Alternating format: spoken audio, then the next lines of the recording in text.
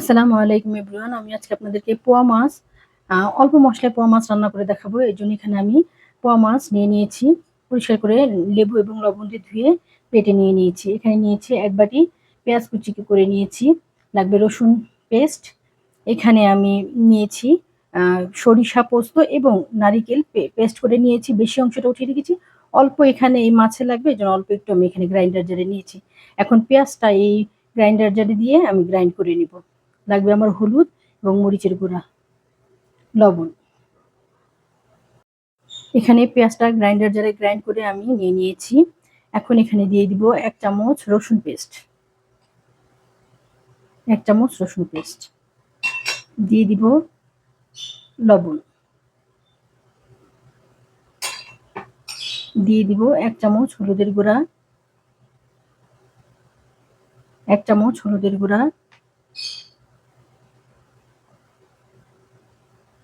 ১.৫ চামচ কাশ্মীরি লাল মরিচের গুঁড়ো।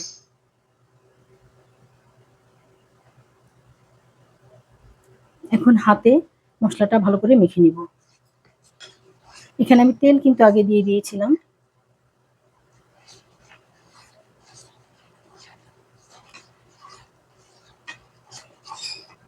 এখন এখানে মাছ দিয়ে দিব।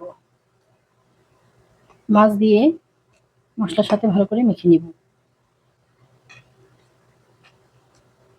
গ্রাইন্ডার জার ধুয়ে যে পানিটা রেখেছিলাম সেই পানিটা এখানে দিয়ে দিব। সামান্য একটু পানি দিয়ে আগে ভালো করে মশলার সাথে মাছটা কষিয়ে নিব। বেশি পানি দিব না, এখন অল্প সামান্য। এখন মাছটা আমি চুলায় বসিয়ে দিব। গ্রাইন্ডার জারের পানিটা একটু পরে দেবো, আগে মশলাটা একটু ভালো করে মাছের সাথে একটু রান্না করে তারপর আমি সামান্য একটু পানি দিব। এখন মাছটা চুলায় দিয়ে দিয়েছি। এখন আমি পানি ব্যবহার করিনি, হাত ধোয়া পানি রেখেছি।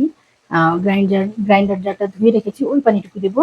আর এখন এই মাছটা মশলার ভিতরে একটু কষে নিচ্ছি। এখন এই মাছটা একটু উল্টে দিব। পোয়া মাছটা নরম, খুব আস্তে মাছটা উল্টে দিতে হবে।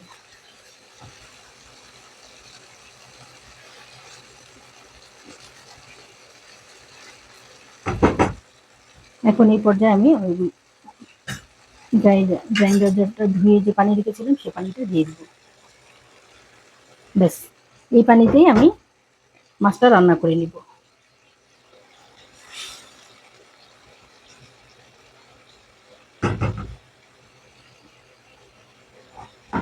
এখন মাছটা কিছুক্ষণ পর পর আমি একটু এরকম হাতলটা ঘুরিয়ে নাড়াচাড়া করে দিব। মাছটা প্রায় মাখা মাখা হয়ে গেছে। ওই অল্প পানিতেই মাছটা এরকম রান্না হচ্ছে। আর কিছুক্ষণ পরে, আর ২-৩ মিনিট পরে আমি রেখে আমি এটা ধনিয়া পাতা দিয়ে দিব। এখন আরো কিছুক্ষণ একটু রান্না করে নিই।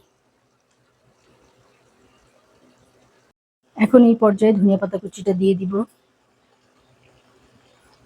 ধনিয়া পাতা কুচি দিয়ে আমি চুলাটা অফ করে দিব এবং আপনাদেরকে সার্ভ করে দেখাবো। হয়ে গেছে আমার অল্প মশলায় পোয়া মাছ ভুনা।